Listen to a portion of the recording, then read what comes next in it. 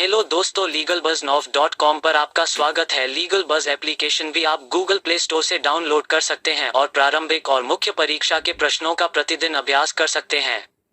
तो आज ही Google play store से लीगल बज ऐप डाउनलोड करें। आज हम जानेंगे भारतीय दंड संहिता 1860 के बारे में कुछ महत्वपूर्ण पहलू। तो आइए शुरू करते हैं। अपराध में मानसिक तत्व। दुराशय, mental element in crime mens rea. दुराशय का अर्थ है दोषपूर्ण या आपराधिक आशय। साधारणतया कोई कार्य अपराध नहीं होता जब तक कि वो दुराशय या आपराधिक आशय से न किया गया है। दुराशय या आपराधिक आशय का सिद्धांत लैटिन सूत्र एक्टस नॉन फेसिट रियम नसी मेंस सिट राइट से लिया गया है। यह an act is not a crime unless it is committed with a particular criminal intention mens right है, जिसका अर्थ होता है कि कोई कार्य तब तक अपराध नहीं होता जब तक वह उस आपराधिक आशय से न किया गया हो। इसी से एक दूसरी उक्ति निकलती है, मेरे द्वारा मेरी इच्छा के विरुद्ध किया गया कार्य मेरा नहीं है। लैटिन सूत्र एक्टस मी अनवीटो फैक्टस नॉन एस्ट मेंस एक्टस का तात्पर्य है कि किसी कार्य को दंडित होने के लिए इच्छित होना चाहिए, अतः अपराध को गठित होने के लिए आशय एवं कार्य दोनों का संगामी होना आवश्यक है। दुराशय के आवश्यक तत्व। 1. किसी कार्य को करने का आशय। 2. उन परिस्थितियों का ज्ञान जो उन्हें दोषपूर्ण बनाता है। स्वीट बनाम पार्सले 1969 2 WLR 470 HL के मामले में यह अभिमत व्यक्त किया गया है कि कोई भी अपराध बिना दुराशय के नहीं किया जा सकता। इसी प्रकार एक अन्य वाद में उच्चतम न्यायालय ने गुजरात राज्य बनाम आचार्य देवेंद्र प्रसाद जी पांडेय 1971 SC 466 के वाद में इसी प्रकार का अभिमत व्यक्त करते हुए कहा कि यदि किसी संविधि द्वारा किसी कार्य को निषिद्ध किया गया है तो संविधि की भाषा चाहे जितनी विस्तृत एवं निर्बाध क्यों न हो, सामान्य रूप से यही समझा जाता है कि दुराशय अपराध का एक आवश्यक अंग है। जब तक कि अभिव्यक्त अथवा अभिनिहित रूप से दुराशय को उस अपराध के आवश्यक तत्व के रूप में अस्वीकार नहीं कर दिया जाता। ने महाराष्ट्र राज्य बनाम मेयर हंस जॉर्ज 1965 SC के वाद में दुराशय के बारे में यह अभिव्यक्त किया है कि केवल कार्य किसी को अपराधी नहीं बनाता यदि उसका मन भी अपराधी न हो। अतः दुराशय का अर्थ है किसी ऐसे कार्य को करने का ऐसा आशय जिसे यदि कर दिया जाए तो अपराध होगा। उदाहरण स्वरूप, यदि अपने मन में बी की हत्या की योजना बनाता है परंतु वह इसके आगे कोई अन्य कार्य नहीं कर सकता। इस प्रकार द्वारा बी की हत्या करने के लिए बनाई गई योजना दुराशय तो है परंतु अपराध नहीं है और न ही दंडनीय है।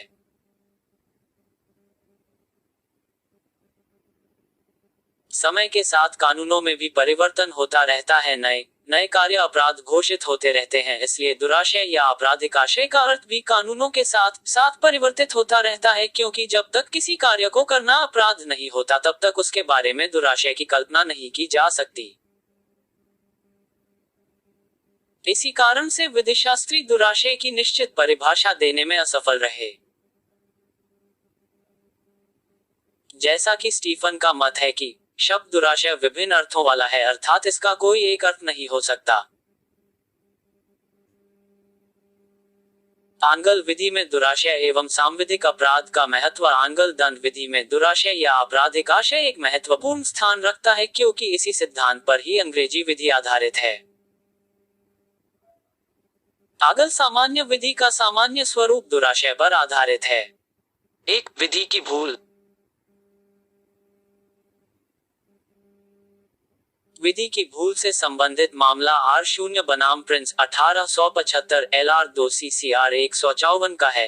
इस वाद में कैदी हेनरी प्रिंस को 16 वर्ष से कम उम्र की अविवाहित लड़की एनी फिलिप्स को उसके पिता की इच्छा के विरुद्ध उसके स्वामित्व से बाहर ले जाने के अपराध में अभियुक्त बनाया गया।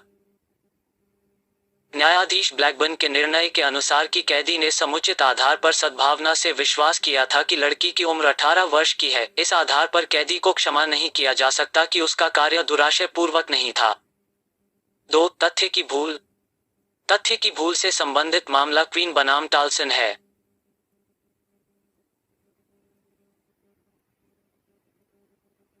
इस वाद में कैदी पर द्विविवाह के अपराध के लिए वाद चलाया गया था, जिसमें कैदी ने अपने पूर्व पति टाल्सन की मृत्यु का युक्त पूर्ण विश्वास होने के कारण दूसरा विवाह किया। न्यायालय ने कहा कि दूसरे विवाह के समय समुचित आधारों पर सद्भाव से किया गया विश्वास सजा से उचित बचाव प्रदान करता है, अर्थात अपराध होने के लिए दुराशय का होना आवश्यक माना गया। इसी प्रकार शेराज बनाम डी रुडजन 1895 के वाद में अपीलकर्ता द्वारा युक्त विश्वास के साथ पुलिस सिपाही को शराब दिया गया कि वो ड्यूटी पर नहीं है। न्यायाधीश डे ने मत व्यक्त किया कि अपीलकर्ता का आशय किसी दोषपूर्ण कृत्य को करना नहीं था। उसने इस विश्वास से कार्य किया कि सिपाही ड्यूटी पर नहीं है, अतः यह कहना कि उसने अपराध किया है बिल्कुल ही गलत है। क्या आंगल सामान्य विधि में मनस्थिति के तत्वों को अधिनियम में परिभाषित प्रत्येक अपराध मुख्य रूप से वहां जहां इसे एक तत्व के रूप में स्पष्टतः वर्णित नहीं किया गया है, स्वीकार किया जाना चाहिए। यह प्रश्न भारत तथा इंग्लैंड दोनों में विवाद का विषय है। इस विषय पर प्रथम विचारधारा शेराज बनाम रूडजेन 1895 के वाद में न्यायाधीश डे के निर्णय अनुसार प्रत्येक अधिनियम में मनस्थिति अंतर्निहित है जब तक इसके प्रतिकूल न सिद्ध कर दिया जाए। दूसरी विचारधारा होप्स बनाम विचेस्टर कॉर्पोरेशन 1910 के वाद में न्यायाधीश कैनेडी के मतानुसार अधिनियम की हमें शाब्दिक रूप में व्याख्या करनी चाहिए जब तक कि कोई चीज यह न स्पष्ट करे कि मनस्थिति आवश्यक है। दोनों मत के अनुसार कुछ परिस्थितियों में मनस्थिति विवक्षित होती है परंतु कुछ में नहीं। उदाहरण स्वरूप य को मार डालने के आशय से क उस पर गोली चलाता है, यह मर जाता है, यहाँ क हत्या के अपराध का दोषी होगा क्योंकि क ने य की साशय हत्या की है, धारा 300 दृष्टांत क। परंतु जहाँ क एक मुर्गे को मार डालने और चुरा लेने के आशय से उस पर गोली चलाकर ख को जो एक झाड़ी के पीछे है मार डालता है किंतु यह नहीं जानता कि ख वहाँ है, यहाँ यद्यपि क विधि विरुद्ध कार्य कर रहा था, फिर भी आपराधिक मानववध का दोषी नहीं है क्योंकि उसका आशय ख को मार डालने का या कोई ऐसा कार्य करके जिससे मृत्यु कारित करना वह संभाव्य जानता हो, मृत्यु कारित करने का नहीं था। धारा 299 दृष्टांत ग। इसी प्रकार से वहां भी जहां य के घर में मेज पर य की अंगूठी क को मिलती है क यदि य की अंगूठी को बेईमानी से हटाता है तो वह चोरी का अपराध करता है, परंतु यदि क सद्भाव से य की अंगूठी उठाकर रख देता है तो क चोरी का अपराधी नहीं होगा। अतः स्पष्ट है कि यद्यपि भारतीय दंड संहिता में दुराशय को कोई स्थान नहीं दिया गया है, परंतु दुराशय को तब तक अपराध का आवश्यक तत्व माना जाएगा जब तक किसी विधि द्वारा इसे वर्जित नहीं कर दिया जाता, जैसा कि उच्चतम न्यायालय ने नाथूलाल बनाम मध्य प्रदेश राज्य 1966 और महाराष्ट्र राज्य बनाम एच जॉर्ज तथा निवास मल बनाम एम्परा के मामलों में यह विचार अभिव्यक्त किया है कि भारत में जब तक किसी अधिनियम द्वारा स्पष्ट रूप से दुराशय को अपवर्जित नहीं कर दिया जाता तब तक ऐसे अधिनियम जो किसी अपराध के बारे में बताते हैं उनका निर्वचन दुराशय के आधार पर किया जाएगा। भारतीय दंड संहिता में कुछ धाराएं ऐसी है जिनमें दुराशय को प्रकट करने वाले शब्दों का प्रयोग नहीं हुआ है। ऐसे मामले दो प्रकार के हैं। 1.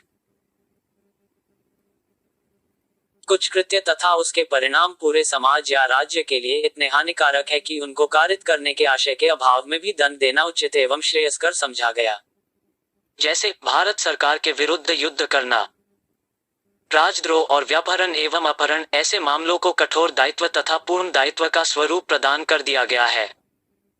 2.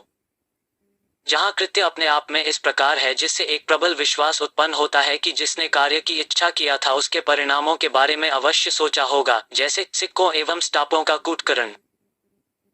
सामान्य अपवाद निम्नलिखित मामलों में दुराशय अथवा आपराधिक आशय होना आवश्यक नहीं होता। 1. लोक प्रदूषण। 2. दीवानी प्रक्रिया। 3. कठोर दायित्व। 4. मामूली जुर्माने से दंडनीय ऐसे अपराध जिनमें दुराशय जानना असंभव है।